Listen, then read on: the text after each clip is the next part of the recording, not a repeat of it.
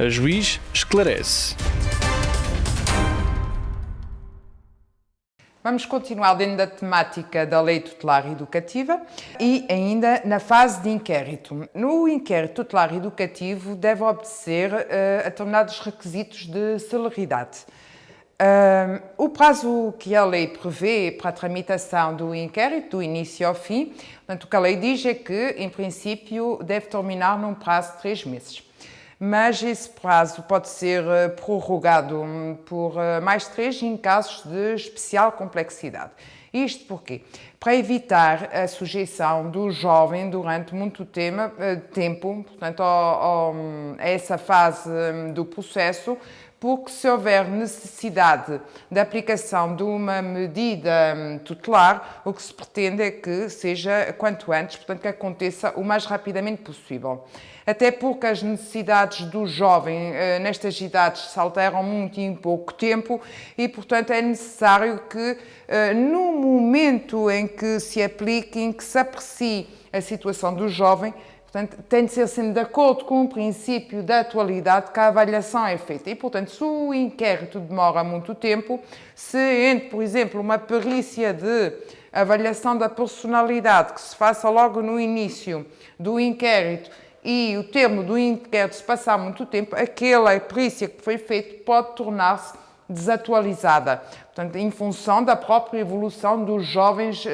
nestas idades. Portanto, já vimos que o inquérito, que a Lei Tutelar Educativa se aplica a jovens entre os 12 e os 16 e, como sabemos, a personalidade deles nestas idades altera-se muito e rapidamente, em muitos casos. Relativamente ao prazo de duração do inquérito tutelar educativo, compete-me aqui focar que é muito mais curto do que aquele que se encontra previsto para o inquérito criminal. E isto por causa das tais finalidades de educação para o direito, no momento atual, que se verificam. Esta curta duração do inquérito tutelar educativo poderá acarretar determinados constrangimentos em termos de logística para que se possa respeitar o prazo, porque pode haver necessidade, nomeadamente quando são perspectivadas medidas de internamento, poderá haver necessidade de proceder à elaboração de relatórios sociais, de perícia sobre a personalidade. E, embora a lei diga que tem natureza urgente, que têm de ser realizados no prazo de 2 meses, acontece muitas vezes que, devido aos constrangimentos, ao volume de serviço, que esses relatórios nas entidades que os elaboram não estão prontos dentro desse prazo. E isso, claro, que irá acarretar o desrespeito do prazo de 3 meses que se encontra legalmente previsto para a duração do inquérito tutelar educativo. Falámos na anterior sessão que também podia ser aplicada pelo Ministério Público um plano de conduta no âmbito de uma suspensão provisória do processo, sendo certo que essa suspensão também não deverá ultrapassar o prazo de 1 ano. Se decorrido esse ano se verificar que o plano de conduta não foi cumprido, que as obrigações decorrentes do mesmo não foram, portanto, satisfeitas, não foram cumpridas pelo jovem, tornar-se-á necessário pôr um termo à suspensão e remeter o processo para a fase jurisdicional. No âmbito do inquérito tutelar educativo, pode haver lugar, portanto, a outras diligências que eu ainda não mencionei, para além dessa audição do jovem que já foquei e relativamente à qual volto a repetir, tem de observar determinadas formalidades, têm de ser observadas, nomeadamente a explicação dos direitos, assistência por defensor, e uma coisa que eu queria aqui focar é a necessidade de falar com o jovem numa linguagem clara, que ele possa compreender. Portanto, nada valerá um magistrado dirigir-se a um jovem utilizando termos técnicos que ele não possa perceber,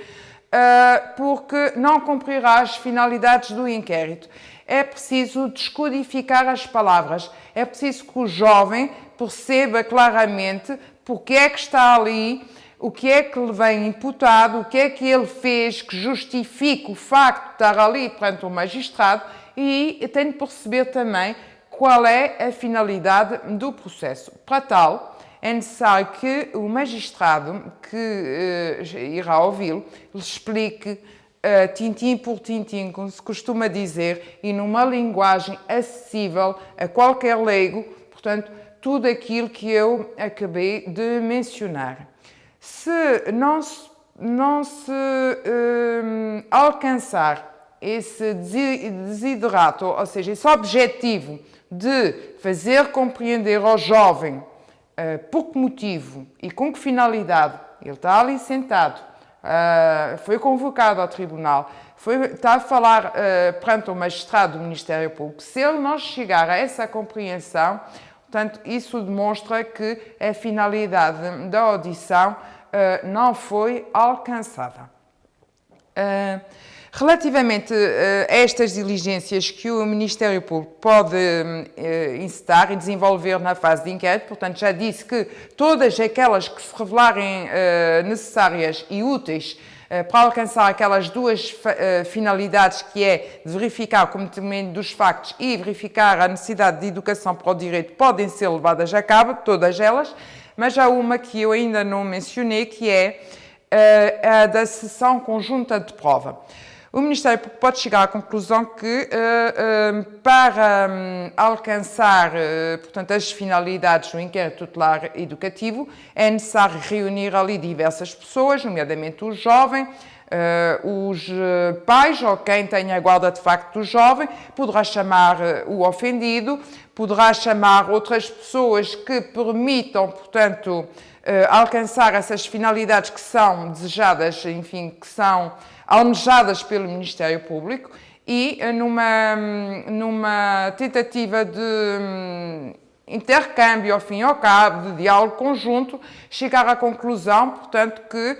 foram ou não cometidos os factos e de que forma e se continua ou não a verificar, se chegar daquela fase da sessão conjunta de prova, a necessidade ou não da medida tutelar educativa.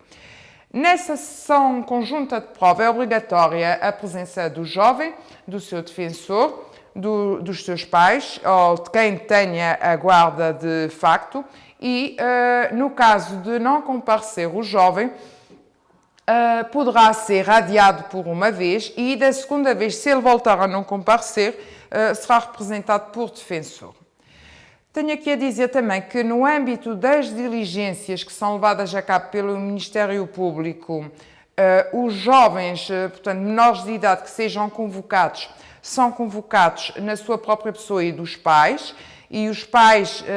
poderão ser responsabilizados pela falta de comparência desses jovens quando convocados. Iremos ver na próxima sessão o que é que até pode fundamentar a intervenção do juiz em fase de inquérito para assegurar a comparência desses jovens, mas isso é o tema que reservo para a última sessão, portanto, as situações em que o juiz intervém.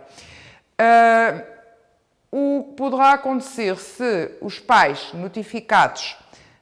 não assegurarem a comparência do filho, poderá ser o que se encontra previsto na lei